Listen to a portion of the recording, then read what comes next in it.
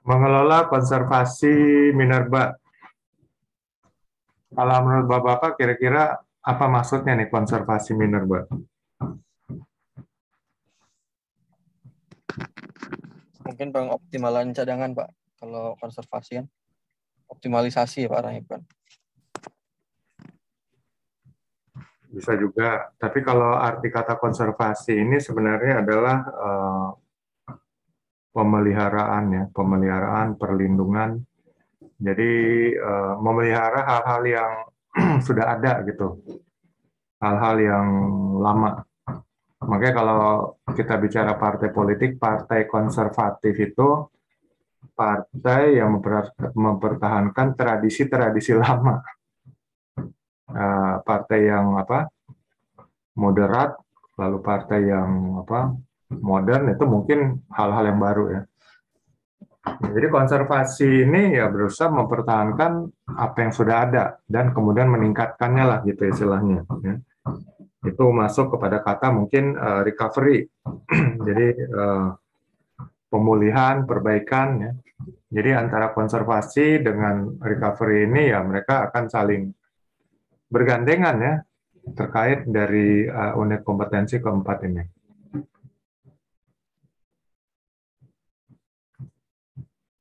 Oke, untuk unit kompetensi keempat ini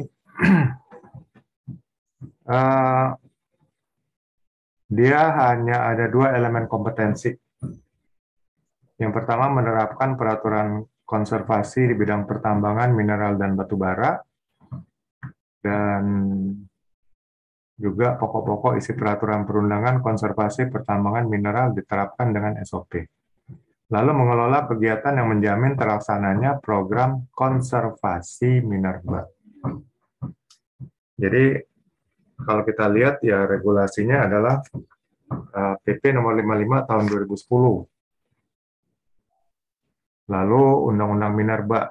Undang-Undang Minerba kalau di Permen 43 2016 ini yang mengenai PU ini itu masih pakai Undang-Undang Minerba nomor 9 nomor 9 ya tahun nomor 30 tahun 2009. Oh salah.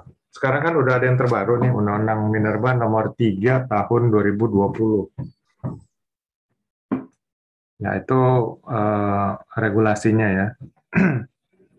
Tapi intinya adalah di sini kalau kita lihat penjelasan yang paling detail itu ada di Kepmen 1827 tahun 2018 ya, Kepmen SDM.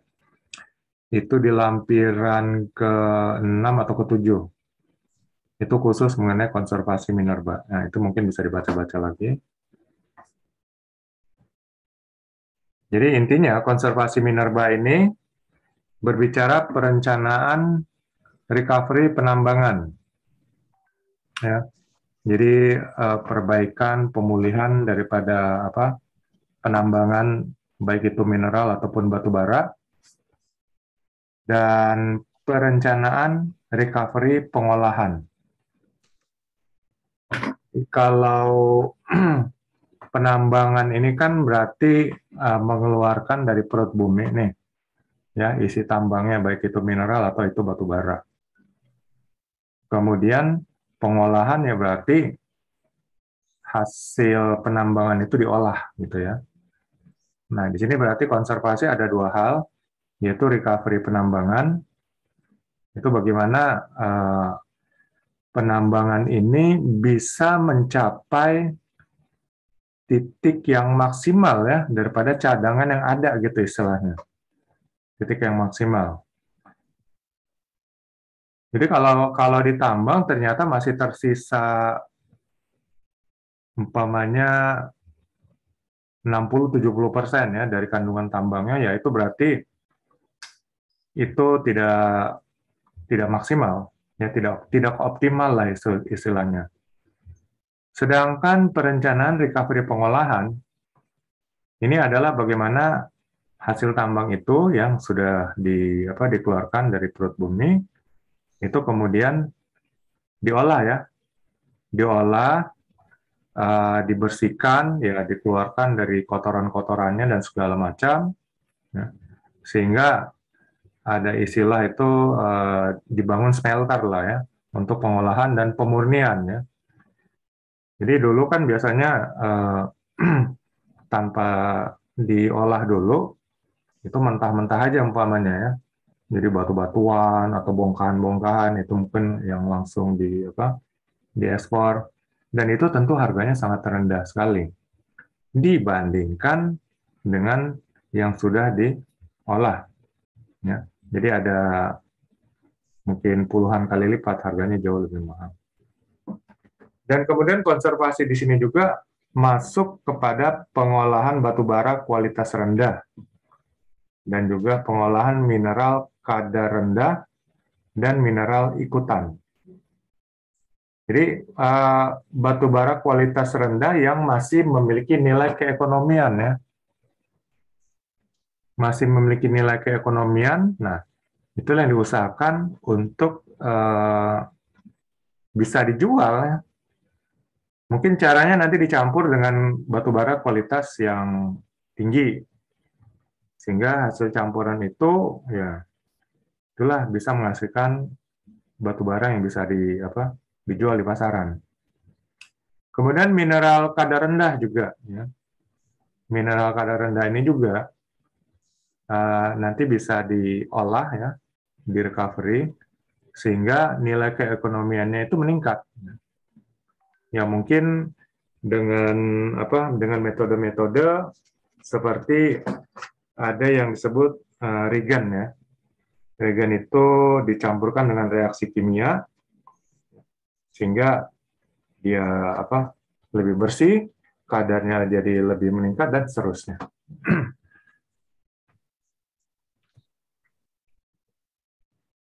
Lalu kalau kita bicara ya, ini konservasi minerba eksplorasi.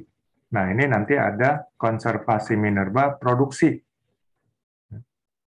Jadi ada fase eksplorasi, ada fase produksi. Nah, eksplorasi tentu berbeda dengan produksi. Eksplorasi berarti masih melakukan penyelidikan ya, pencarian cadangan-cadangan tambang ya yang ada di perut bumi. Lalu produksi berarti memang sudah dibangun konstruksi untuk mengeluarkan cadangan-cadangan tambang itu dari perut bumi. Jadi di sini eksplorasi baru perencanaan ya, perencanaan recovery penambangan. Jadi mungkin dapat data-datanya kira-kira cadangan tertambangnya sekian, ya nanti bagaimana perencanaan untuk recovery penambangannya. Apakah bisa ditambang sampai mendekati nilai yang optimal, kira-kira 90% lah gitu ya. Kalau untuk produk bahan-bahan tambang tertentu, mungkin ada yang sulit mencapai 90%. Ada mungkin bahan mineral yang hanya boleh bisa maksimal itu 70%. Kalau batu bara mungkin bisa sampai 90%. Jadi nggak ada yang namanya penambangan itu bisa sampai 100% ya. Jadi maksimal tuh kayaknya 90%. Nah, ini didapat data-data dari hasil eksplorasi, ya, baru kemudian bisa diberikan angka penilaian sampai berapa persen recovery penambangannya. Lalu mungkin sudah dibuat perencanaan untuk recovery pengolahan hasil tambang tersebut ya. Dan kemudian pengelolaan batu bara kualitas rendah, mineral kadar rendah, dan mineral ikutan. Ini dalam fase eksplorasi. Dalam fase eksplorasi. Di mana kemarin juga kita sudah sedikit bahas mengenai eksplorasi. Jadi di eksplorasi ini ada subfase pendahuluan ya. Subfase pendahuluan di mana situ ada studi-studi pustaka ya dan basis data. Jadi data-data terkait wilayah yang dieksplorasi tersebut. Kemudian ada survei tinjau ya. Lalu ada prospeksi. Nah, prospeksi inilah sudah mengkalkulasi data-data cadangan yang ada di perut bumi di wilayah tersebut. Lalu nanti bicara eksplorasi, ada juga teknik eksplorasinya, kemudian ada penyelidikan geofisika, ada penyelidikan geokimia, ada pembuatan parit uji, ada pembuatan sumur uji, dan kemudian pengeboran, ya, drilling, lalu pengambilan konto, ya. Konto ini ya sampling lah gitu ya, sampling untuk diuji di lab. Kemudian ada pengelolaan konto, lalu ada survei eksplorasi, ada pemetaan topografi, dan juga survei titik bor. Yaitu kira-kira aktivitas yang ada di dalam fase eksplorasi. Kemudian setelah fase eksplorasi yang menemukan cadangan tertambang tersebut, maka dilanjutkan dengan fase konstruksi. Jadi mulai dibangunlah, ya, mulai dibangun bagaimana untuk mengeluarkan cadangan tambang tersebut dari perut bumi. Nah, di fase konstruksi ini ada rencana konstruksi, kemudian penyiapan sarana, prasarana, instalasi, dan pengujian alat yang akan digunakan, kemudian membuat batas-batas, ya, dengan tanda-tanda untuk wilayah izin usaha pertambangan, ya. Lalu membuat gambar rancang bangun konstruksinya, lalu menentukan spesifikasi teknis, ya, untuk konstruksinya, dan menentukan jadwal pelaksanaan konstruksi. Lalu setelah itu konstruksi dilaksanakan sesuai jadwal, dilakukan pengawasan, dan juga setelah itu pengujian teknis dan kelaikan teknis untuk konstruksi yang sudah dibangun. Lalu kalau ada perubahan atau penambahan, maka bisa dilakukan penambahan untuk konstruksi yang sudah ada, yaitu fase konstruksi. Dan setelah konstruksi, maka dilanjutkan dengan fase penambangan. Ya, fase penambangan ini dimulai dengan rencana penambangan. Rencana penambangan itu menentukan letak dan geometrinya, sistem dan tata cara penambangan, urutan penambangan, ya, itu baik itu untuk lokasi, luasnya, elevasi, dan tata waktunya, lalu urutan penimbunan, kemudian metode penghancuran batu penutup. Slide-nya masih konservasi eksplorasi, ya? Pak, iya memang, Pak. Ini hanya tambahan aja saya menjelaskan mengenai fase-fase, ya, karena ini bicara mengenai eksplorasi dan kemudian penambangan. Setelah itu, setelah urutan penimbunan, metode penghancuran batu penutup, lalu metode pengangkutan, ya, dan kemudian baru disusun rencana produksi, dan melakukan urutan penumpukan komoditas, ya, stockpile, kemudian sistem pengelolaan air tambang, sistem pengelolaan geoteknik untuk jenis, jumlah, dan kapasitas peralatan. Kalau ada peledakan, ya dilakukan perencanaan untuk peledakan, yaitu rencana penambangan. Nah, setelah dilakukan rencana penambangan dan dilakukan studi kelayakan yang sudah disetujui, ya, oleh pemerintah setempat, maka dilaksanakanlah, ya, penambangannya. Ya. Jadi konstruksi sudah dibangun, ya, studi kelayakan sudah disetujui, kemudian rencana penambangan sudah dibuat, baru lakukan pelaksanaan penambangan, ya.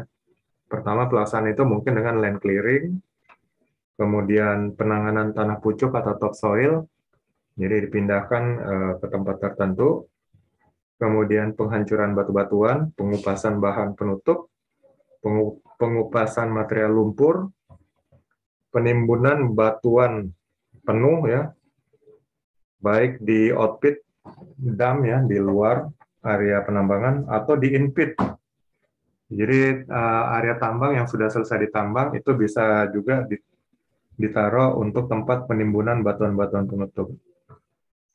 Dan kemudian penimbunan material lumpur, lalu kalau mungkin ada masuk sungai, pengalihan aliran sungai ya, atau tanggul, atau buat tanggul ya kalau di pinggir laut.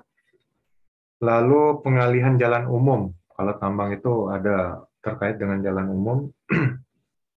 Kemudian kalau ada batas wilayah izin usaha pertambangan bersentuhan dengan WIUP yang lain, maka mungkin tinggal jalin kerjasama ya untuk penambangan bersama di tapal batas tersebut.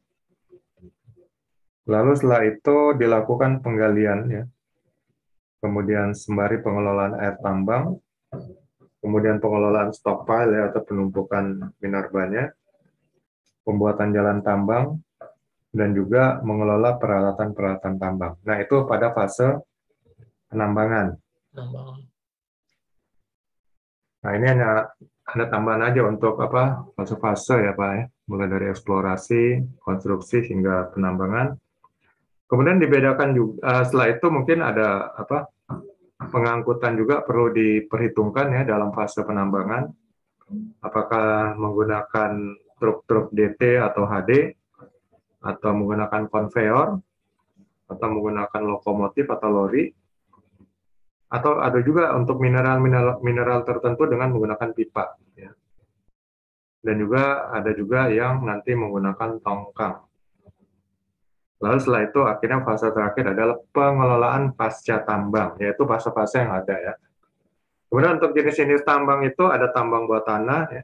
Yang perlu diperhatikan kalau tambang bawah tanah itu penyangganya, ventilasi, dan jalur horizontal dan vertikalnya. Kemudian tambang bawah air, itu mungkin bisa dilakukan dengan kapal keruk, ada juga dengan kapal isap dan ponton isap. Yaitu fase-fase dan jenis tambang. Kalau tambang permukaan sih itu lebih mudah ya. Lalu konservasi minerba di fase produksi. Ya, produksi ini berarti fase penambangannya ya. Di sini juga sama ya, melakukan perencanaan recovery penambangan. Jadi di fase eksplorasi juga sudah membuat perencanaan, tapi di sini kembali dibuat fase perencanaan recovery penambangan. Mungkin aja ada perubahan karena kita tidak tahu pada waktu eksplorasi dan memasuki fase produksi ada hal-hal teknis yang berubah ya, ada struktur geologi yang berubah dan sebagainya, sehingga mungkin perencanaan recovery bisa sama, bisa juga ada revisi atau perubahan. Kemudian perencanaan recovery pengolahannya ya. Jadi hasil-hasil tambang yang sudah dikeluarkan dari perut bumi, bagaimana dilakukan pengolahan. Jadi ini juga untuk recovery pengolahan itu diharapkan bisa mencapai optimal ya. Kalau bisa minimal 90%. Jadi semua hasil tambang yang sudah ditambang ya optimalnya adalah 90% bisa diolah gitu. Karena nanti hasil tambang ini mungkin ada yang mungkin hilang, tercecer, rusak dan sebagainya. Itu mungkin atau hal-hal non teknis lainnya ya. Jadi kalau kita lihat nggak mungkin nanti untuk pengolahannya recovery-nya bisa juga 100%. Lalu sini juga ada pengelolaan batu bara kualitas rendah, mineral kadar rendah, dan mineral ikutan. Mineral ikutan ini adalah mineral yang bukan merupakan mineral utama. Jadi saat penambangan seperti di Freeport ya, penambangan tembaga itu ada cadangan emas. Ya. Malah sekarang emasnya yang jadi fokusnya. Padahal sebenarnya mineral utama di area tersebut adalah tembaga. Makanya daerahnya namanya Tembagapura. Tapi justru yang lebih populer jadinya mineral ikutannya.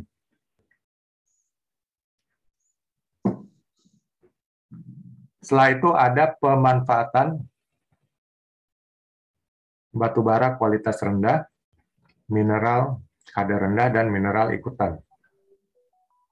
Jadi kalau di sini dikelola, ya, dikelola, di sini dimanfaatkan. Jadi kalau dikelola dengan dimanfaatkan, mungkin perbedaannya adalah bagaimana batu bara kualitas rendah itu bisa di recovery, ya, bisa menjadi kualitasnya lebih baik. Mungkin metodenya, caranya beda-beda. Dan ya mungkin aja tadi dicampur dengan batu bara kualitas tinggi.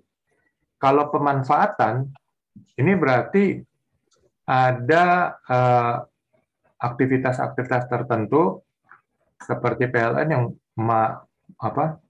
mau juga memanfaatkan batu bara kualitas rendah. Ya. Karena bahan bakar untuk pembangkit listrik tenaga uapnya itu mungkin tidak terlalu perlu untuk batu bara kualitas tinggi. Jadi itu bisa dimanfaatkan. Jadi ada industri-industri tertentu yang mau menggunakan batu bara kualitas rendah. Begitu juga dengan mineral kadar rendah dan mineral ikutan. Lalu ada pendataan cadangan minerba yang tidak tertambang, serta sisa hasil pengolahan dan pemurnian. Nah, ini bisa dikonservasi, ya. Bisa dikonservasi, di recovery, sehingga data cadangan minerba yang tidak tertambang ini mungkin bisa diakalin sehingga bisa menjadi sesuatu yang cadangan terbukti lah gitu, ya. Dan kalau memang akhirnya minerba yang tidak tertambang ini tidak bisa diproduksi, ya akhirnya dia akan jadi sumber daya. Dan sumber daya itu hanya jadi potensi aja. Sekarang kita lihat definisi-definisinya, ya, pengertian. Cadangan marginal. Cadangan marginal adalah bagian dari cadangan mineral dan batu bara yang berada pada batas keekonomian pada saat penyusunan studi kelayakan, tetapi masih harus mempertimbangkan perubahan faktor teknis dan ekonomi untuk dilakukan perencanaan penambangan, sehingga status cadangan dapat kembali menjadi sumber daya. Jadi cadangan marginal itu cadangan yang kecil, ya, kecil sekali. Kalaupun mau ditambang itu harus memperhitungkan batas keekonomiannya, ya, karena jangan sampai nanti cost-nya untuk menambang itu lebih besar daripada hasil tambang yang bisa dijual. Apa gunanya kita mendapatkan hasil tambang dengan penjualan total umpamanya 10 miliar. Tapi biaya cost untuk produksinya mencapai 11 miliar, ya. Berarti minus 1 miliar. Kemudian ada cadangan tidak tertambang. Ini adalah cadangan mineral dan batu bara yang direncanakan untuk dilakukan penambangan pada saat penyusunan studi kelayakan. Tetapi pada saat dilakukan kegiatan penambangan, terjadi perubahan teknis dan ekonomi sehingga tidak dapat ditambang sehingga status cadangan kembali menjadi sumber daya. Jadi umpamanya pada saat studi kelayakan, harga batu bara lagi tertinggi nih, $250 per ton umpamanya. Lalu kemudian saat dilakukan kegiatan penambangan turun jadi 100. Kan terjadi perubahan perubahan ekonomi harga, ya, sehingga tidak dapat ditambang karena hitung-hitungannya nanti, ya, cost-nya tidak cukup dengan harga yang $100 per ton. Jadi ini namanya cadangan tertambang. Kalau akhirnya tidak bisa ditambang, ya dia menjadi sumber daya, ya, jadi potensi aja. Kemudian konservasi mineral dan batu bara adalah upaya dalam rangka optimalisasi pengelolaan, pemanfaatan, dan pendataan sumber daya mineral dan batu bara secara terukur, ya, berarti pakai angka-angka, efisien, ya, penghematan sumber daya, bertanggung jawab, ya, mengikuti regulasi pemerintah yang ada, dan berkelanjutan, continue. Ya, ini konservasi mineral dan batu bara, ya. Jadi optimalisasi pengelolaan, pemanfaatan, ya, dan pendataan sumber daya mineral dan batu bara. Optimalisasi. Kemudian mineral ikutan adalah mineral lain yang menurut genesanya, ya, genesanya awal mula kejadiannya gitu, ya, terjadi secara bersama-sama dengan mineral utama. Jadi sama-sama terbentuklah dari awalnya gitu. Kemudian mineral kadar rendah adalah mineral yang memiliki kadar tertentu. Kadar tertentu yang masih memiliki peluang untuk diusahakan secara ekonomis. Jadi masih memiliki nilai keekonomian, ya, kadar rendah. Tapi kalau saat sekarang ini mungkin masih tergantung harga pasar. Kalau saat ditambang harganya turun, ya mungkin di hold dulu, ya, tambangnya. Menunggu harganya naik lagi gitu. Kemudian batu bara kualitas rendah adalah batu bara dengan kualitas tertentu yang masih memiliki peluang untuk diusahakan secara ekonomis. Nah, ini juga sama, tergantung, ya, harga batu bara di pasaran. Jadi kalau saat mau ditambang, itu kalau saat harganya lagi bagus, ya mungkin itu masuk ke ekonomiannya. Tapi saat harga batu bara sedang turun, ya berarti di hold dulu, ya. Jangan sampai nanti tidak masuk secara ekonomis. Kemudian pengolahan adalah upaya untuk meningkatkan mutu mineral atau batu bara yang menghasilkan produk dengan sifat fisik dan kimia yang tidak berubah dari mineral atau batu bara asal. Jadi jangan sampai saat pengolahan itu terjadi perubahan, ya, baik fisik maupun kimiawinya. Kalau batu bara mungkin kecil, tapi kalau mineral biasanya kan ada dibantu dengan apa? Yang tadi saya bilang proses regen, ya. Jadi proses bereaksi dengan bahan kimia seperti umpamanya dengan sianida untuk pengolahan. Seperti emas, ya. Emas itu dibersihkan dengan sianida sehingga emas itu kotoran-kotorannya keluar. Tapi dalam proses pengolahan ini jangan sampai sifat fisik dan kimianya berubah, atau kadar emasnya malah berubah gitu kan, jadi turun. Kemudian arti recovery penambangan adalah angka yang menunjukkan perbandingan antara produksi penambangan dengan jumlah cadangan pada periode tertentu dinyatakan dalam persen. Ya. Tadi saya bilang untuk batu bara recovery maksimalnya itu 90%. Untuk mineral-mineral tertentu berbeda-beda, ya. Seperti mungkin nikel itu bisa 80, ya, 80% atau 70%. Itu nanti bisa dilihat di Guideline 1827. Lalu recovery pengolahan adalah angka yang menunjukkan perbandingan antara jumlah batu bara atau kandungan unsur utama yang dihasilkan dari proses pengolahan dengan jumlah batu bara atau kandungan unsur utama dalam biji yang dimasukkan ke dalam proses pengolahan dinyatakan dalam persen. Jadi kalau recovery pengolahan, ini perbandingan antara batu bara yang sudah ditambang, ya, contoh kalau batu bara, ya, dengan batu bara yang akan diolah. Jadi optimalnya 90%, ya.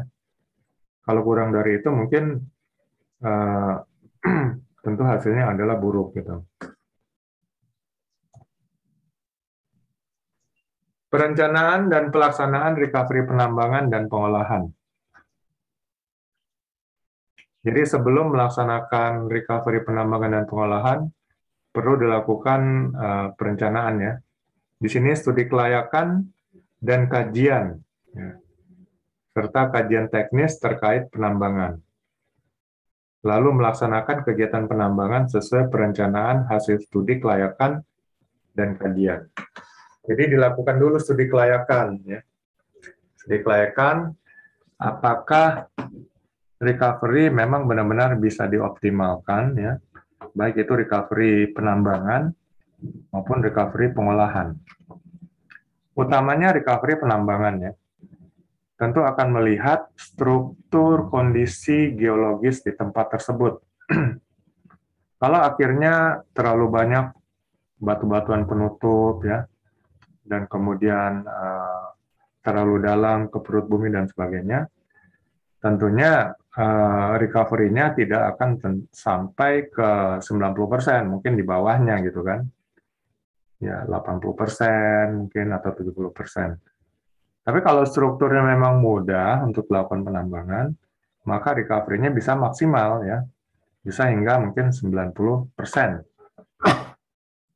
Begitu juga untuk pengolahan. Pengolahan juga, ya, perbandingan antara minerba yang sudah ditambang, ya, dengan yang diolah. Jadi diusahakan bisa di atas 90%. Yang lain-lainnya mungkin ya ada yang terbuang, rusak atau apa segala macam, ya, nggak bisa diolah dan sebagainya, itu pasti ada. Ya, ini harus direncanakan bagaimana caranya recovery-nya, ya. Ini adalah perlu pemikiran-pemikiran, ya, ide-ide dan usaha supaya recovery yang maksimal bisa dilakukan, ya, baik untuk fase penambangan maupun fase pengolahan dari tambang mineral dan batubara tersebut.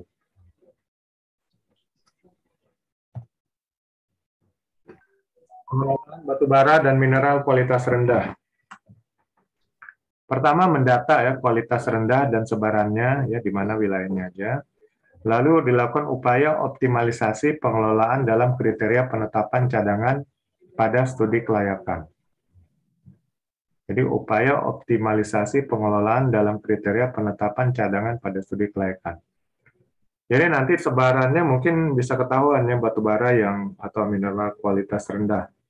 Dia berada pada wilayah-wilayah tertentu umpamanya. Di sini kemudian bisa lakukan upaya optimalisasi, ya, untuk pengelolaannya. Setelah itu estimasi sumber daya yang ada untuk pengelolaan. Jadi sumber-sumber daya termasuk di sinilah mungkin peralatan, ya. Peralatan-peralatan, sarana, prasarana itu adalah sumber-sumber daya untuk pengelolaan batubara dan mineral kualitas rendah. Lalu membuat kajian teknis. Kajian teknis apakah memang bisa diolah, ya, bisa ditingkatkan kualitasnya, bisa dioptimalisasi, dan harus hitung-hitungan juga biaya keekonomiannya, ya. Kalau memang hasil optimalisasi, upaya optimalisasi itu budgetnya melebihi daripada nilai daripada mineral dan batubara kualitas rendah tersebut, tentunya, ya, mendingan dijadikan sumber daya dulu, ya. Karena ya cuma aja nanti saat dijual hasilnya tidak hasil jualnya tidak berada di atas daripada cost-nya, ya tentu aja akan rugi, ya. Sudah rugi tenaga, rugi waktu, rugi uangnya juga, gitu. Pengelolaan mineral ikutan. Oke, tadi sudah kita bahas ada mineral-mineral, ya, yang disebut mineral ikutan. Jadi dia berada bersama dengan mineral, ya. Walaupun dari genesanya atau dari awal kejadiannya mereka bersama-sama terbentuk, gitu, ya. Ya kita nggak tahu kenapa mereka bisa berdekatan seperti itu. Jadi mineral ikutan ini kadang-kadang menjadi faktor yang menguntungkan secara ekonomi, ya, walaupun nggak banyak, ya, kejadian seperti itu. Salah satu kejadiannya adalah mungkin di PT Freeport, ya, di mana dari mineral utamanya tembaga terdapat kandungan cadangan mineral ikutan yaitu emas yang malah justru nilainya malah luar biasa lebih besar mungkin dari mineral utamanya. Pengelolaan mineral ikutan untuk pemegang izin usaha pertambangan eksplorasi dan izin usaha pertambangan khusus eksplorasi mineral dan batu bara dilakukan paling sedikit terdiri atas ya pendataan keterdapatan mineral ikutan, yaitu jenis dan lokasinya di mana, dan atau upaya estimasi mineral ikutan dalam neraca sumber daya, yaitu tonase dan kadarnya. Jadi berapa besar ya kandungannya, lalu kadar daripada mineral ikutan tersebut. Nanti kan dari studi kelayakan akan diketahui jumlahnya. Kalau memang mineral ikutan ini tidak ekonomis, ya mungkin tidak akan ditambang, gitu kan. Tapi kalau memiliki nilai ekonomian, ya mungkin akan langsung dilakukan penambangan. Kemudian pengelolaan sisa hasil pengolahan dan pemurnian. Jadi kalau diolah ya, tidak dikirim dalam bentuk mentahnya begitu ya, atau diekspor, diolah dan dimurnikan, itu biasanya mungkin ada sisa hasilnya. Ya. Nah, sisa hasil pengolahan dan pemurnian pun bisa dimanfaatkan. Penempatan khusus sesuai dengan jenis dan karakteristik sisa hasil pengolahan dan pemurnian ya. Dan lalu upaya pengendalian terjadinya penurunan tonase dan upaya pemanfaatan berdasarkan keekonomian atau ketersediaan teknologi untuk pengolahan dan pemurnian kembali atau retreatment. Dan SRIP atau upaya estimasi dalam neraca sumber daya dan cadangan. Jadi kalau neraca sumber daya dan cadangan berarti ini kalkulasi aja ya untuk dilakukan pengolahan next-nya gitu. Kemudian pendataan tonase dan kadar logam. Jadi berapa kandungan jumlah kandungannya dan juga kadarnya gitu ya. Upaya untuk menjaga agar tidak mengalami penurunan tonase. Dan upaya pemanfaatan berdasarkan ketersediaan teknologi pengolahan dan pemurnian. Karena saat dilakukan pemurnian, itu sebagian daripada mineral ini mungkin bisa hilang bersama dengan kotoran-kotorannya. Jadi saat dilakukan pemurnian, harus dijaga agar jangan sampai terjadi penurunan tonasenya, ya. Jumlah kandungan daripada mineral tersebut. Pengelolaan cadangan marginal. Kalau kita dibilang marginal berarti ya artinya kecil ya atau sangat sedikit. Kelompok marginal artinya kelompok yang sangat kecil, minoritas lah gitu. Nah berarti kalau cadangan marginal ya cadangan yang sangat kecil. Ini memiliki kualitas atau kadar tinggi namun volume kecil. Kualitas kadarnya tinggi tapi volumenya kecil. Atau memiliki kualitas atau kadar rendah namun volumenya besar. Itu masuk ke cadangan marginal. Akan bernilai ekonomis jika dapat terintegrasi dengan proyek tambang sejenis lainnya. Jadi kalau ada mineral ikutan ya mungkin bisa sekalian ditambang ya untuk cadangan marginal ini. Kemudian keterbatasan infrastruktur untuk pengembangan dan SRIP atau belum terdapat teknologi pertambangan untuk pengembangannya. Jadi memang harus dihitung-hitung nih untuk cadangan marginal. Apakah masih masuk nilai keekonomiannya atau enggak? Gitu. Jadi terutama PO itu kan harus bisa analisa gitu ya. Karena yang buat keputusan nanti mungkin. Pengelolaan cadangan marginal.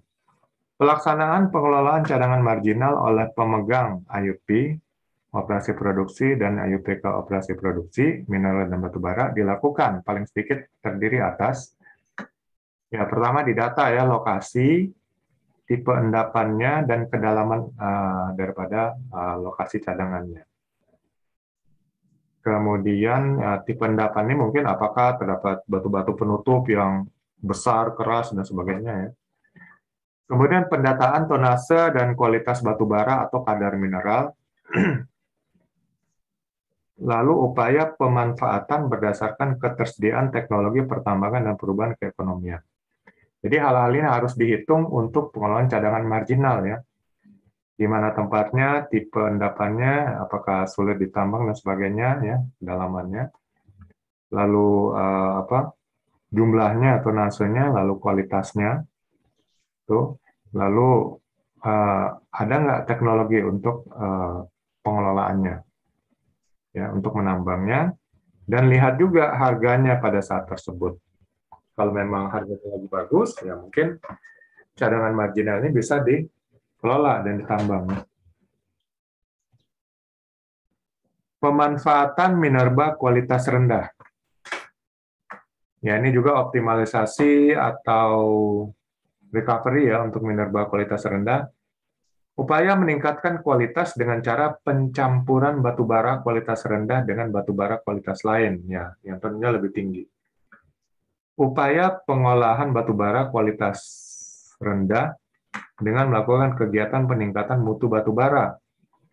Ya, ada yang namanya coal upgrading atau pembuatan briket batu bara dengan yang disebut juga coal briquetting. Kemudian pencairan batu bara, coal liquefaction, atau coal slurry atau coal water mixture berdasarkan ketersediaan teknologi. Jadi untuk batu bara kualitas rendah mungkin bisa dijadikan seperti ini ya. Apakah dibikin briket batu bara atau dibikin coal upgrading atau dibikin batu bara cair ya, coal liquefaction atau coal slurry atau coal water mixture. Ini juga harus memperhitungkan ketersediaan teknologi dan juga cost dan budgetnya. Jadi kalau memang bisa, maka batu bara kualitas rendah itu bisa ditambang dan dimanfaatkan. Pemanfaatan minerba kualitas rendah. Nah, ini mineral ya, kalau tadi batu bara. Upaya meningkatkan kualitas dengan cara pencampuran mineral kadar rendah dengan mineral kadar lainnya. Dan upaya pengolahan mineral kadar rendah berdasarkan ketersediaan teknologi. Jadi seperti batu bara tadi, apakah bisa diusahakan mineral kadar rendah ini dengan teknologi-teknologi yang ada, ya, sehingga masih memiliki nilai keekonomian. Kalau itu bisa diupayakan, maka mineral tersebut bisa ditambang dan kemudian dimanfaatkan. Ya. Pemanfaatan mineral kadar rendah yang belum tertambang oleh pemegang IUP operasi produksi dan IUPK operasi produksi dapat dilakukan dengan memperhitungkan keberadaan mineral kadar rendah dalam optimasi cadangan, termasuk penjadwalan penambangan. Jadi kalau seandainya dilihat harganya pada waktu masih rendah, dia dimasukkan dalam sumber daya lah, artinya cadangan ya. Lalu kemudian bisa dilihat ya, kalau harganya sudah membaik, mungkin bisa dilakukan penambangan.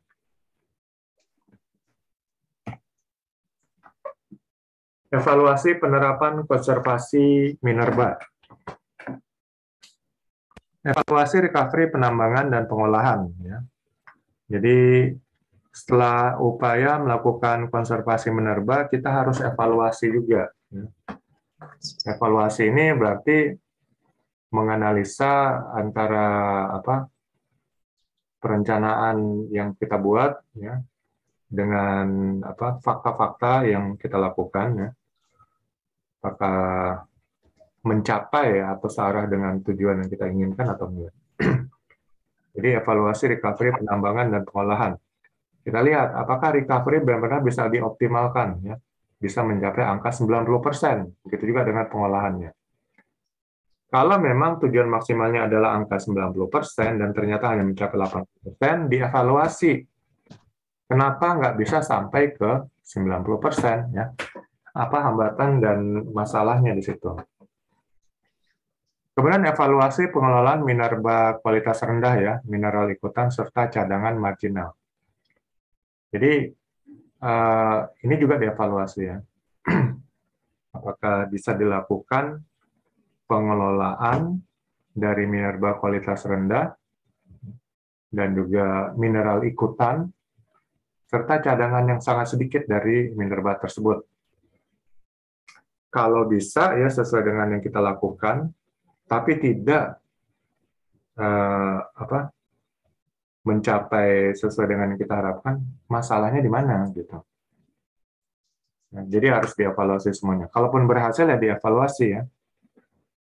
Ternyata memang masih memiliki nilai keekonomian ya, bisa dimanfaatkan, mineral kualitas rendah, mineral ikutan, serta cadangan yang marginal. Lalu evaluasi pemanfaatan minerba kualitas rendah serta mineral ikutan.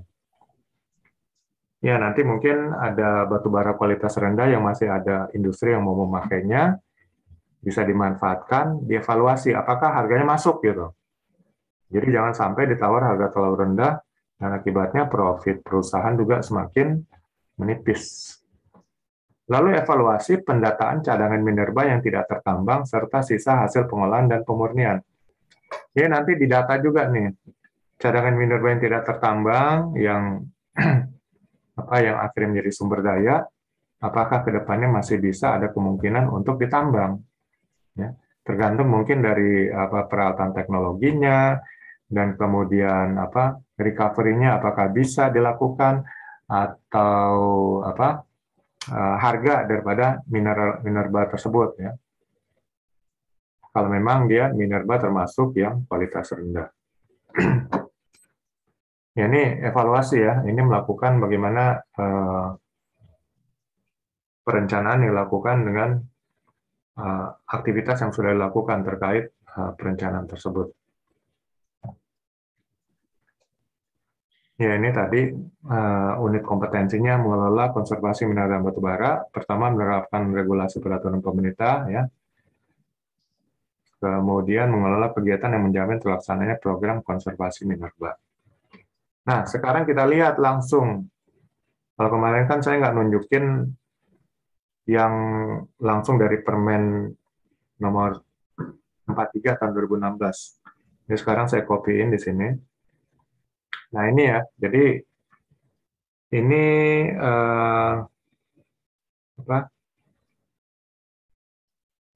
kompetensi kerja khusus. Kalau POP, POM, POE termasuk kompetensi kerja khusus KKK. Kalau standar yang umum biasanya sebut SKKNI ya. Standar Kompetensi Kerja Nasional Indonesia. Lalu ada standar kompetensi internasional SKI. Kalau ini standar kompetensi khusus ya. Kompetensi kerja khusus. Nah, ini unit kompetensi yang keempat mengelola konservasi mineral dan batu bara ya, judul unitnya. Ini kode unit. Kemudian terbagi atas elemen-elemen. Di sini hanya ada 2 elemen ya. Yang pertama menerapkan peraturan konservasi di bidang pertambangan mineral dan batu bara. Yang kedua mengelola kegiatan yang menjamin terlaksananya program konservasi mineral dan atau batu bara. Nah, yang pertama, menerapkan peraturan konservasi di bidang pertambangan mineral dan batu bara. Jadi di sini peraturan perundangan konservasi di bidang pertambangan mineral dan batu bara dijelaskan. Artinya kita paham gitu ya, regulasinya apa aja. Regulasinya mungkin ya Undang-Undang Minerba ya, yang terbaru sekarang Undang-Undang Nomor 3 Tahun 2020. Lalu mungkin peraturan pemerintah ya, Nomor 55 PP 55 tahun 2010 tentang pembinaan dan pengawasan penyelenggaraan pengelolaan usaha pertambangan minerba. Dan yang jelas yang lengkap sekarang ada di Kepmen 1827 tahun 2018. Itu khusus konservasi minerba itu ada di lampiran ke-6 atau ke-7. Kemudian mengelola kegiatan yang menjamin terlaksananya program konservasi mineral dan batu bara. Di sini pertama adalah peraturan perusahaan yang terkait di bidang konservasi dibuat sesuai peraturan perundang-undangan. Jadi untuk mengelola kegiatan konservasi, perusahaan harus mengesahkannya dengan membuat kebijakan atau peraturan perusahaannya untuk konservasi. Lalu peraturan perusahaan yang terkait di bidang konservasi dijelaskan. Artinya disosialisasikan ya, dan kemudian dipahami, terutama oleh para pemangku kepentingan, pemangku kebijakan, ya, yaitu direksi mungkin, dan juga apa, top level manajemen. Lalu rencana kegiatan yang mendukung upaya konservasi mineral dan atau batu bara dibuat sesuai standar operating procedure atau SOP. Jadi rencana kegiatan yang mendukung upaya konservasi mineral dan batu bara dibuat sesuai SOP. Jadi setelah itu buat rencana kegiatan ya untuk konservasi. Dibuat sesuai SOP. Kalau kata SOP berarti ini aturan internal perusahaan, bukan aturan dari pemerintah ya. Jadi silakan buat rencana kegiatan untuk upaya konservasi minerba tadi. Kemudian penerapan kegiatan yang mendukung upaya konservasi minerba atau batu bara dilaksanakan sesuai rencana. Jadi setelah rencana dibuat, dilaksanakan, lalu kemudian dipantau ya pemantauan pelaksanaan kegiatan yang mendukung upaya konservasi minerba. Dilaksanakan sesuai SOP ya, artinya aturan internal perusahaan. Jadi rencana, penerapan, pemantauan. Setelah itu pendokumentasian ya. Jadi ada rekaman-rekaman didokumentasikan hasil pelaksanaan kegiatan konservasi minerba ya sesuai dengan aturan internal perusahaan. Lalu hasil pelaksanaan kegiatan yang mendukung upaya konservasi analisis sesuai SOP. Jadi analisa juga sesuai dengan standar yang dibuat oleh perusahaan lah, bukan dari pemerintah. Hasil analisa pelaksanaan kegiatan yang mendukung upaya konservasi direview ya atau dievaluasi sesuai standar operating procedure atau standar internal perusahaan.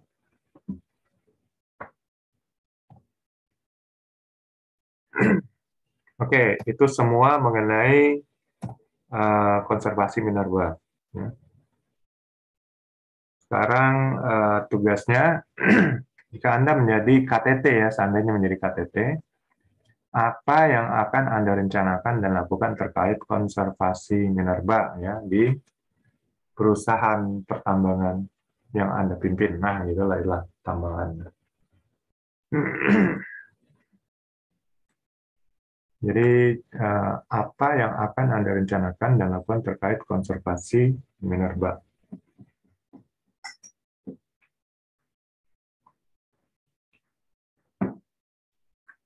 Oke, kalau ada pertanyaan dicatat dulu. Kita beralih ke unit kompetensi kelima.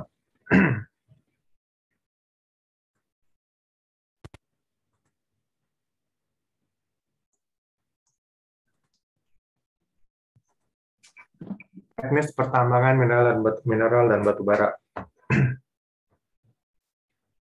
Kalau dibilang kaidah, ya, kaidah teknis, kalau pemikiran saya secara sepintas ya tuntunan tuntunan secara teknis atau yang terbaik lah ya, terbaik secara teknis untuk melakukan pertambangan mineral dan batu bara. Jadi langkah-langkah kerja ya gitulah istilahnya. Kaidah. Nanti kita lihatlah kira-kira maksudnya apa itu.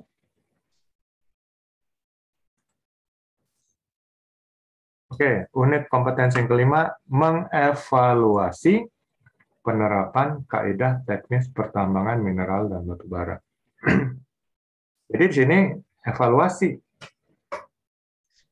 Artinya kaidah teknis sudah diterapkan kan? Karena kalau kata evaluasi berarti kaidah teknis sudah diterapkan. Kalau kata evaluasinya dihilangin, berarti penerapan kaidah teknis pertambangan mineral dan batu bara. Berarti belum diterapkan. Kalau di sini mengevaluasi, berarti sudah diterapkan. Nah, ini artinya mungkin di dalam tambang batu bara sudah menerapkan kaidah-kaidah teknis. Ya.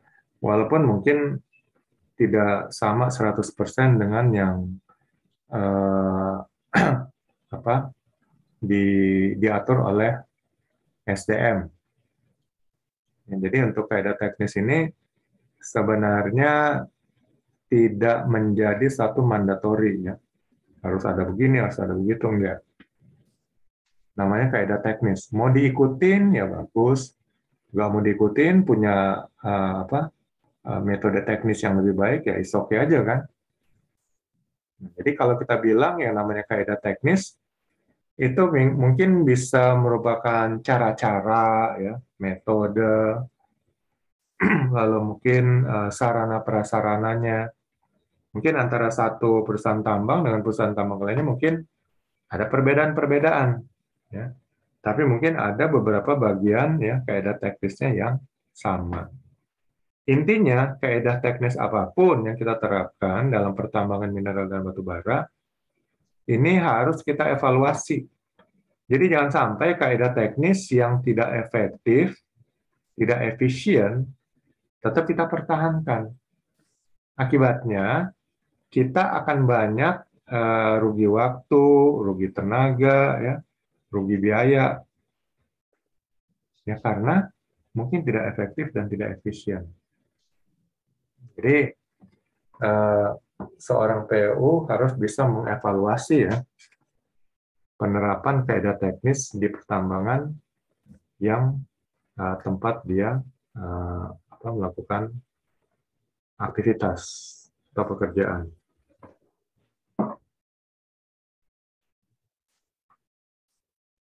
Jadi di sini mengevaluasi penerapan kaidah teknis pertambangan minerba, melakukan perbaikan penerapan kaidah teknis pertambangan mineral dan batu bara. Ya, jadi setelah kita evaluasi sama ya dengan prinsip manajemen, setelah evaluasi hal-hal yang kurang tentu kita perbaiki. Ya, gitulah sebenarnya intinya. Oke, sekarang kita lihat definisi-definisi dulu untuk menyamakan persepsi. Air tambang adalah air yang berada di lokasi dan atau berasal dari proses kegiatan pertambangan. Ya, baik penambangan maupun pengolahan, termasuk air larian di area pertambangan. Jadi, air tambang ini air yang ada di lokasi dan atau berasal dari proses kegiatan pertambangan. Baik itu penambangan atau pengolahan, smelter, termasuk air larian di area pertambangan. Jadi semua air yang berada di lokasi atau berasal dari proses kegiatan pertambangan yang disebut air tambang.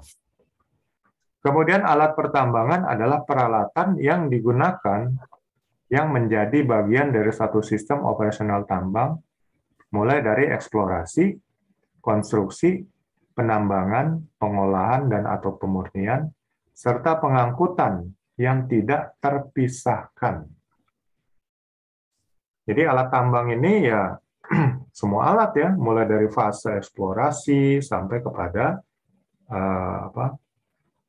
pengolahan atau pemurnian dan juga pengangkutan. Lalu cadangan mineral dan batu bara, ini selanjutnya disebut cadangan. Adalah bagian sumber daya derajat keyakinan terunjuk ya dan atau terukur yang setelah dievaluasi secara ekonomis, teknis, dan lingkungan, dan hukum, dinyatakan layak tambang. Jadi itu namanya cadangan minerba, mineral dan batu bara. Jadi cadangan yang siap untuk ditambang gitu ya. Kemudian eksplorasi pendahuluan adalah kegiatan teknis dalam rangka penyelidikan umum untuk mengetahui kondisi geologi regional, indikasi adanya cebakan mineral ya, jadi kandungan mineral lah, dan endapan batu bara, termasuk prospeksi. Ya, jadi prospeksi ini ya kira-kira cadangan terbukti lah gitu.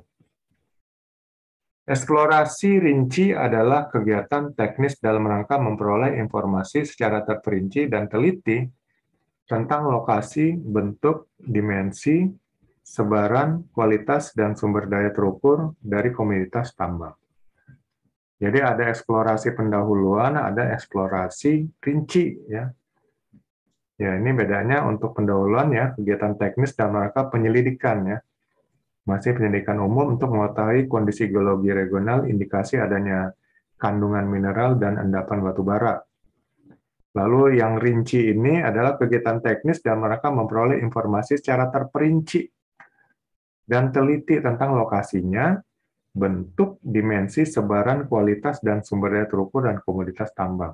Jadi sudah dapat data-data yang spesifik kalau eksplorasi rinci ya. Kemudian geoteknik tambang adalah pengelolaan teknis pertambangan yang meliputi penyelidikan, pengujian konto ya, sampling, dan pengolahan data geoteknik, serta penerapan rekomendasi geometri dan dimensi bukaan tambang, serta pemantauan kestabilan bukaan tambang. Jadi geoteknik tambang ini yang mengukur struktur tanah, ya, keadaan kondisi tanah permukaan atau tanah bawah tanah dan sebagainya. Ini namanya geoteknik tambang. Kemudian jalan pertambangan adalah jalan khusus yang diperuntukkan untuk kegiatan pertambangan dan berada di area pertambangan atau area proyek yang terdiri atas jalan penunjang dan jalan tambang. Jadi jalan pertambangan ada jalan penunjang, ada jalan tambang. Kemudian jalan tambang atau jalan produksi adalah jalan yang terdapat pada area pertambangan dan atau area proyek yang digunakan dan dilalui oleh alat pemindah tanah, mekanis, dan unit penunjang lainnya dalam kegiatan pengangkutan tanah penutup, bahan galian tambang, dan kegiatan penunjang pertambangan. Jadi disediakanlah jalan tambang ya. Ini khusus untuk operasional pertambangan. Lalu ada jalan penunjang. Ini adalah jalan yang disediakan untuk jalan transportasi barang atau orang di dalam satu area pertambangan, dan strip atau area proyek untuk mendukung operasi pertambangan atau penyediaan fasilitas pertambangan. Jadi kalau jalan tambang ini untuk mengelola hasil produksi tambang, ini untuk hal-hal support daripada operasi produksi tambang. Kemudian ada jalan masuk. Ini adalah jalan untuk memasuki area tambang permukaan dan tambang bawah tanah. Namanya jalan masuk. Kajian geoteknik adalah kegiatan penyelidikan di laboratorium dan strip atau di lapangan untuk mengetahui sifat fisik dan mekanik batuan dan strip atau tanah yang diperlukan dalam rangka perencanaan dan desain tambang. Jadi untuk melihat spesifikasi ya, spesifikasi dari batuan-batuan ada itu dilakukan kajian geoteknik namanya. Lalu ada namanya kajian hidrologi. Ini adalah kegiatan penelitian untuk mempelajari dan mengetahui pergerakan, distribusi, kuantitas, dan kualitas air permukaan dalam rangka perencanaan dan kegiatan pertambangan. Jadi kajian hidrologi untuk mengkaji tentang air permukaan ya. Kemudian kajian hidrogeologi adalah kegiatan penelitian untuk mengidentifikasi dan mempelajari lapisan batuan yang mengandung air tanah, karakteristik hidrolika air tanah, serta kuantitas dan kualitas air tanah dalam rangka perencanaan dan kegiatan pertambangan. Jadi kajian hidrologi mempelajari lapisan batuan ya, di mana situ terdapat air tanahnya. Jadi kalau kajian hidrologi langsung mengkaji mengenai air tanahnya, distribusinya, kuantitas, dan kualitas. Sedangkan kajian hidrologi mempelajari lapisan batuannya ya, karakteristik air tanahnya, serta kuantitas dan kualitas air tanah dalam rangka perencanaan dan kegiatan pertambangan. Hidrologi air permukaan, hidrogeologi air tanah, berarti di bawah permukaan. Kemudian kajian teknis adalah kegiatan penelitian untuk mempelajari dan mengetahui sifat keteknikan yang di dalamnya memuat analisis resiko. Jadi kajian teknis ini ada analisa resikonya ya. Umpamanya kalau menambang resikonya begini. Ini namanya kajian teknis. Mungkin cadangan terbukti sekian ya. dan tidak harus 100% sesuai dengan hasil hasil survei dan kajian ya, mungkin aja bisa lebih atau berkurang dari hal tersebut. Nah, ini namanya analisa resiko. Kemudian kapal keruk ya, ini menambang untuk yang tambang bawah air ya. Ini jenis kapal keruk juga ada yang pakai kapal hisap ya. Kapal hisap, ponton hisap. Kemudian kelaikan teknis adalah terpenuhinya kesiapan, kelengkapan, dan kesesuaian dengan kriteria teknis. Jadi sesuai dengan kriteria teknis ya, ini namanya kelaikan teknis. Kemudian kemajuan tambang adalah perkembangan kegiatan penambangan telah dicapai pada periode tertentu ya, atau ini progress namanya. Neraca air atau water balance adalah perhitungan jumlah total volume air masuk dan keluar sistem atau peralatan yang mana volume air masuk sama dengan volume air keluar. Jadi namanya balance itu kan seimbang ya. Jadi air masuk, air keluar itu sama. Nah, sinilah air diproses gitu. Kalau nggak balance ya berarti kita bingung airnya kemana gitu kan, apakah terjadi kebocoran dan sebagainya. Kemudian neraca energi atau energi balance adalah perhitungan total energi masuk dan keluar sistem atau peralatan yang mana jumlah energi masuk sama dengan jumlah energi keluar. Kalau tadi air, ini energi sekarang ya. Jadi energi masuk sekian kita pakai joule lah umpamanya. Keluarnya sama sekian joule. Nah, berarti prosesnya balance gitu kan. Kalau nggak balance berarti ada satu permasalahan. Gitu. Kemudian neraca material atau material balance adalah perhitungan total material yang masuk dan yang keluar sistem atau peralatan yang mana jumlah material yang masuk sama dengan jumlah material yang keluar. Jadi untuk keseimbangan ini ada keseimbangan untuk air, untuk energi, untuk material. Nah, ini bagian dari pengawasan sebenarnya. Sehingga kalau ada yang tidak balance pasti ada masalah itu yang harus dicari di mana masalahnya. Ini kemudian neraca metalurgi ya, metallurgical balance adalah perhitungan jumlah total massa logam masuk dan keluar sistem atau peralatan yang mana massa logam masuk sama dengan massa logam yang keluar. Ya, ada juga yang keseimbangan untuk metalurgi. Ya, metalurgi itu yang berhubungan dengan logam lah ya. Kemudian orang yang berkompeten adalah orang yang memiliki pengetahuan, kemampuan, atau pengalaman untuk melakukan pelaporan hasil eksplorasi, estimasi sumber daya, dan estimasi cadangan mineral dan batu bara yang dibuktikan dengan sertifikat kompetensi sesuai dengan ketentuan peraturan perundang-undangan. Jadi harus ada sertifikat kompetensi, apakah dikeluarkan oleh lembaga yang diakui negara seperti BNSP atau dari Kemenaker atau instansi kementerian lainnya ya. Kemudian pengujian alat pertambangan, disebut juga commissioning, adalah kegiatan menilai kesiapan, kelengkapan, kesesuaian, dan kelaikan alat pertambangan ya, baik yang berdiri sendiri atau dalam sebuah rangkaian proses untuk mengetahui kehandalan.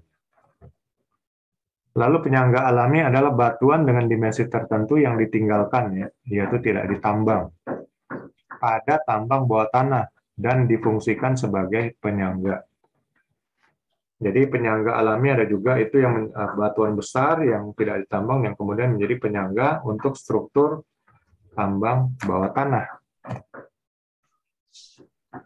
Probabilitas longsor, nah, ini berarti kemungkinan longsornya ya. Kemungkinan longsornya berapa besar. Lalu prospeksi adalah bagian dari eksplorasi pendahuluan untuk mempersempit daerah yang mengandung jebakan mineral atau endapan batu bara yang potensial dengan metode pemetaan geologi untuk mengidentifikasi singkapan dan dapat dilakukan penyelidikan geokimia, penyelidikan geofisika, parit uji, sumur uji, pengeboran, dan percontohan. Jadi dengan metode-metode ini, ya, penyelidikan geokimia, fisika, parit uji, sumur uji, bisa diketahui prospeksi, yaitu kandungan yang dimiliki oleh di area tersebut, ya, kandungan mineral atau batu bara. Kemudian rencana kerja atau anggaran atau RKAB ya. ini adalah rencana kerja dan anggaran biaya tahun berjalan pada kegiatan usaha pertambangan mineral dan batu bara yang meliputi aspek pengusahaan, aspek teknik, dan aspek lingkungan. Jadi RKB ini biasanya dibuat setiap tahun, dan biasanya bulan-bulan November dan Desember ini sudah diserahkan ke ESDM ya, untuk dievaluasi, dipelajari oleh SDM. Rencana kerja teknis adalah rencana internal perusahaan yang merupakan rincian dari studi kelayakan dan SRIP atau RKAB tahunan yang memuat aspek teknis pertambangan secara detail yang meliputi dokumen rencana konstruksi, penambangan, pengolahan dan/atau pemurnian, dan pengangkutan secara mingguan, bulanan, atau triwulan yang dapat diperiksa sewaktu-waktu oleh inspektur tambang. Itu namanya rencana kerja teknis. Kemudian sumber daya mineral dan batu bara yang selanjutnya disebut sumber daya adalah potensi mineral dan batu bara yang telah dieksplorasi sehingga dapat diketahui perkiraan dimensi, jumlah, dan kualitasnya dengan derajat keyakinan geologi tertentu sesuai dengan standar yang berlaku.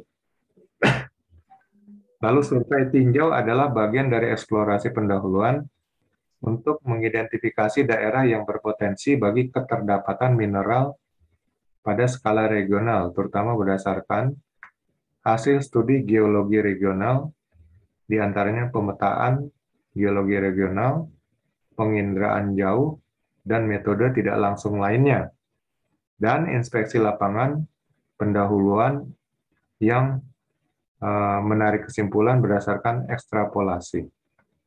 Ini survei tinjau ya. Ini dilakukan bagian daripada fase eksplorasi. Kemudian tanda batas wilayah, izin usaha pertambangan dan wilayah izin usaha pertambangan khusus. Jadi nanti untuk wilayah konsesinya nanti diberikan batas-batas ya, sehingga jelas di mana wilayah konsesi sesuai dengan izin yang sudah diberikan oleh instansi terkait. Kemudian tata cara baku adalah prosedur atau tata cara standar ya, pedoman kerja. Lalu tata cara penghitungan sumber daya dan atau cadangan yang selanjutnya disebut estimasi sumber daya dan atau cadangan adalah suatu kegiatan dalam rangka penaksiran hasil kegiatan eksplorasi mineral dan batu bara melalui pengelolaan data hasil eksplorasi, pemodelan geologi, dan mengkonversi sumber daya menjadi cadangan berdasarkan faktor pengubah atau modifying factor. Jadi penghitungan sumber daya nanti bisa mengubah ya, yang tadinya dimasukkan dalam kelompok sumber daya, akhirnya bisa menjadi cadangan. Ya, kalau sudah masuk cadangan nih, mungkin bisa ditambang. Kemudian tenaga teknis pertambangan yang kompeten ya. Ini sama ya, berarti orang-orang yang kompeten, cuman ini di bidang teknis ya. Di bidang teknis seperti eksplorasi, geologi, survei pemetaan, studi kelayakan, konstruksi, penambangan, pengolahan dan atau pemurnian, pengangkutan dan atau reklamasi dan pasca tambang yang diakui oleh pemerintah. Lalu uji metalurgi adalah kegiatan dalam rangka mengetahui karakteristik fisik, kimia, endapan biji, termasuk kandungan komposisi mineral utama dalam endapan biji, besar butir, sifat interlocking, derajat liberasi, persen recovery, komposisi, dan sifat mineral pengganggu proses pengolahan dan pemurnian. Jadi untuk mineral-mineral ya, ini nanti mungkin ada dilakukan uji metalurgi untuk mengetahui karakteristik fisik dan kimianya. Ya, Menteri SDM, Direktur Minerba. Ya, ini definisi-definisi dan arti yang perlu kita pahami ya, untuk lebih memahami mengenai unit kompetensi yang ke-5 ini, mengenai kaidah teknis. Ya, ini tadi kegiatan yang tadi sudah sedikit saya jelaskan ya. Ada mulai dari eksplorasi, lalu studi kelayakan tambang, lalu perubahan studi kelayakan yang mungkin tiba-tiba ada hal teknis dan non teknis sehingga studi kelayakan ini perlu direvisi gitu. Lalu kemudian ada fase konstruksi dan pengujian alat pertambangan. Kemudian ada juga pemanfaatan teknologi dan rekayasa pertambangan. Nah, pemanfaatan teknologi ini bisa membantu dalam fase eksplorasi dan juga dalam fase konstruksi dan fase penambangan nantinya. Kemudian pengawasan pemasangan tanda batas. Jadi tanda batas wilayah usaha izin usaha pertambangan itu juga harus diawasi ya. Jadi jangan sampai nanti ada penambang-penambang liar gitu kan. Ya, akhirnya memanfaatkan tempat-tempat yang tidak diawasi dan mereka melakukan penambangan liar. Kemudian penambangan ya, ini termasuk tambang permukaan, tambang bawah tanah, tambang bawah air, dan di sini tentunya memperhitungkan peralatan tambang terkait ya. Peralatan penambangan terkait tentu berbeda antara tambang permukaan, tambang bawah tanah, dan tambang bawah air. Lalu ada fase pengolahan dan pemurnian, di mana untuk pengolahan dan pemurnian ini perlu dibangun fasilitasnya yang kita sering sebut smelter. Kemudian ada mungkin pengangkutan ya. Pengangkutan ini juga penting untuk mengangkut hasil-hasil dari penambangan mineral dan batu bara tersebut. Dan akhirnya terakhir fase pengelolaan teknis pasca tambang.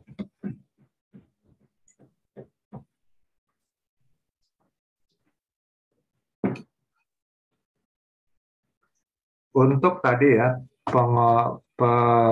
pengolahan dan pemurnian. Untuk pengolahan dan pemurnian, untuk batu bara itu ada fase peremukan ya. Jadi batu baranya dihancurin, kemudian ada pencucian. Pencucian itu menghilangkan pengotor-pengotor yang ada di batu bara. Lalu mungkin pencampuran ya, batu bara itu setelah diremukan dicampur. Kemudian ada penggerusan ya, jadi sehingga dia menjadi benar-benar lebih kecil ya ininya, size-nya. Penggerusan atau mailing. Untuk mineral, untuk mineral logam itu proses pengolahan dan pemurniannya ada pengecilan ukuran, ada pemisahan berdasar ukuran, ada peningkatan kadar, ada pengurangan kadar air. Itu untuk proses pengolahan. Kalau proses pemurniannya ada extracting dan pemurnian atau refining. Sedangkan untuk mineral bukan logam dan batuan, itu ada pengecilan ukuran, pemilahan, pemolesan, dan pembakaran. Ya, jadi untuk mineral juga ada mineral logam, dan ada mineral bukan logam dan batuan. Untuk mineral bukan logam dan batuan, mungkin itu termasuk kuarsa, yodium, belerang, fosfat, zeolit, kaolin, bentonit, pasir, marmer, mika. Ya. Itu mineral bukan logam dan batuan. Ya, ini kira-kira kegiatan dan fase-fasenya yang sudah kita bahas juga tadi.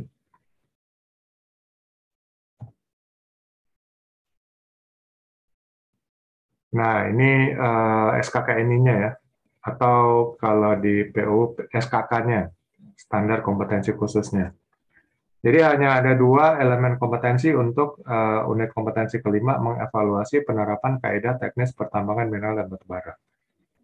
Yang pertama, mengevaluasi penerapan kaidah teknis pertambangan mineral dan batu bara. Yang kedua, melakukan perbaikan penerapan kaidah teknis pertambangan mineral dan batu bara.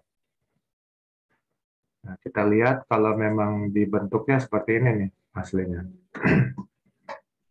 Ya, judulnya mengevaluasi penerapan kaidah teknis pertambangan mineral dan batu bara.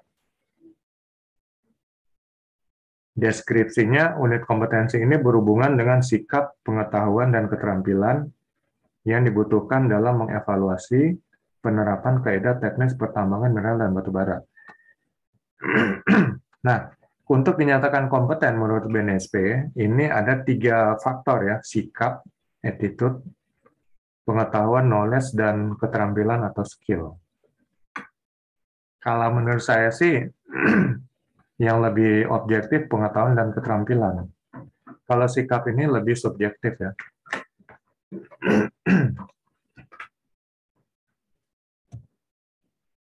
Nah, untuk elemen kompetensi yang pertama, mengevaluasi penerapan kaidah teknis pertambangan mineral dan batu bara. Di sini kriteria unjuk kerjanya ada 8. Yang pertama, implementasi norma, standar, prosedur, dan kriteria di bidang teknis pertambangan mineral dan batu bara dievaluasi sesuai peraturan perundang-undangan. Jadi kembali acuannya adalah regulasi peraturan perundang-undangan ya. Kemudian sistem manajemen dan organisasi pertambangan dievaluasi sesuai SOP. Oke, jadi untuk norma, standar, prosedur, dan kriteria di bidang teknis pertambangan mineral batu bara, ini acuannya regulasi peraturan perundang-undangan. Sedangkan sistem manajemen dan organisasi ini standar internal ya, karena dievaluasi berdasarkan SOP. Lalu penempatan personel sesuai dengan tugas dan kompetensi dievaluasi sesuai dengan standar internal juga. Kemudian sistem manajemen resiko dievaluasi sesuai standar internal juga. Lalu program penerapan kaidah teknis pertambangan Minerba ini dievaluasi sesuai standar internal perusahaan juga. Lalu program peningkatan kompetensi personel dievaluasi ditetapkan sesuai peraturan perundang-undangan. Nah, kalau sertifikasi sumber daya manusia ya sesuai peraturan perundang-undangan seperti PUU kan, ini kan diatur oleh pemerintah lewat Permen SDN 343 tahun 2016. Kemudian standar operating prosedur untuk setiap kegiatan pertambangan dievaluasi sesuai peraturan perundangan.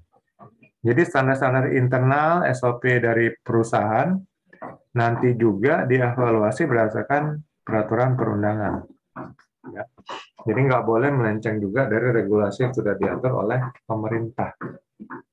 Kemudian standar operating prosedur atau SOP untuk setiap kegiatan pertambangan ditetapkan sesuai peraturan perundang-undangan.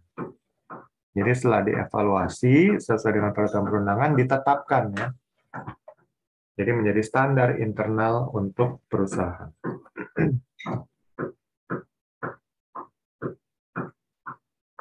Kemudian elemen kompetensi yang kedua, melakukan perbaikan penerapan kaidah teknis pertambangan mineral dan batu bara. Kalau yang pertama tadi evaluasi, ya, setelah terdapat kelemahan-kelemahan, ya, di sini lakukan perbaikan. Lakukan perbaikan penerapan kaidah teknis pertambangan mineral dan batu bara. Di sini ada 6 ya, 6 kriteria unjuk kerja.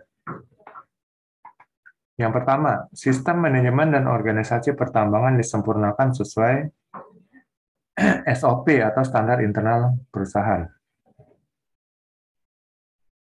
Kemudian penempatan personel sesuai dengan tugas dan kompetensi disempurnakan sesuai dengan SOP. Jadi untuk penunjukan personel, kompetensinya itu sesuai regulasi peraturan perundang-undangan, tapi penempatannya diatur oleh aturan internal perusahaan ya, SOP perusahaan. Kemudian sistem manajemen risiko disempurnakan sesuai SOP. Nanti sistem manajemen risiko juga disempurnakan, diperbaiki sesuai dengan yang diatur oleh internal perusahaan. Kemudian program penerapan kaidah teknis pertambangan mineral dan batu bara disempurnakan sesuai SOP atau aturan internal perusahaan. Lalu program peningkatan kompetensi personel disempurnakan sesuai SOP. Jadi peningkatan kompetensi sumber daya manusia juga nanti dibuat dan diatur sesuai dengan aturan internal dari perusahaan. Lalu standar operating procedure SOP untuk setiap kegiatan pertambangan disempurnakan sesuai SOP. Jadi diatur aja secara internal gitu maksudnya. Kalau yang elemen kompetensi pertama tadi, SOP untuk setiap kegiatan pertambangan dievaluasi. Ya, kalau evaluasi sesuai dengan peraturan pemerintah ya, peraturan perundang-undangan. Tapi untuk di sini untuk setiap kegiatan pertambangan disempurnakan. Kalau disempurnakan ya kreativitas sendiri, pemerintah nggak atur. Nah, gitulah istilahnya.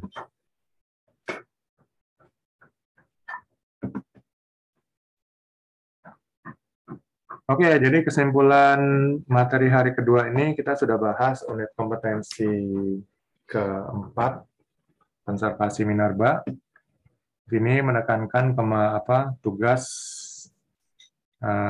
skill yang harus dikuasai oleh pengawas operasional utama POU, yaitu untuk membantu mengoptimalkan sumber-sumber cadangan, sumber-sumber daya dan penambangan ya, pengolahan dari hasil tambang supaya benar-benar bisa optimal. Jadi jangan sampai nanti mungkin dalam hal penambangan recovery-nya di bawah 90%, ya itu kan kurang bagus. Lalu pengolahannya juga di bawah 90%, ya kurang bagus. Itu untuk batu bara ya. Kalau ada mineral-mineral tertentu memang angka recovery-nya memang rendah. Ya, ada yang hanya maksimal 70% gitu. Tapi kalau memang di bawah angka itu ya itu termasuk buruk lah. Jadi sebagai POU harus bisa sama-sama nih untuk memajukan recovery-nya. Lalu kemudian bagaimana mengoptimalkan minerba yang kadar rendah ya, sehingga masih bisa dimanfaatkan ya dan digunakan. Lalu yang unit kompetensi kelima ini mengenai kaidah teknis pertambangan mineral dan batu bara. Jadi bagaimana pengelolaan secara teknis ya, mulai dari fase eksplorasi, konstruksi, penambangan, kemudian pengangkutan, hingga ke pengolahan dan pemurnian, itu benar-benar bisa dilakukan dengan hal-hal teknis yang efektif dan efisien. Nah, setelah itu bagaimana kaidah teknis ini dievaluasi. Apakah terdapat masalah atau kekurangan-kekurangan. Lalu setelah dievaluasi mungkin akan ketemu ya masalah dan kekurangan-kekurangan. Itulah yang nanti yang akan dilakukan corrective action ya atau perbaikan-perbaikan. Sehingga dengan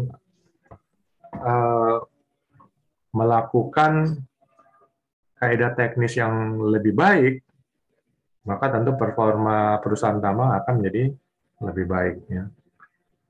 Lebih baik di sini dalam arti kata operasional penambangan itu menjadi efektif dan lebih efisien. Ya. Sehingga pengelolaan dan pengolahan hasil tambang itu juga dapat menjadi profit yang lebih besar bagi organisasi atau perusahaan. Ya, itu kira-kira unit kompetensi yang keempat dan kelima. Sekarang saya buka sesi, ini dulu nih. Tugas untuk aplikasi unit kompetensi yang kelima, kaidah teknis pertambangan mineral dan batu bara. Jika Anda menjadi KTT, apa yang akan Anda rencanakan dan lakukan terkait kaidah teknis pertambangan mineral dan batu bara? Itu PR-nya ya.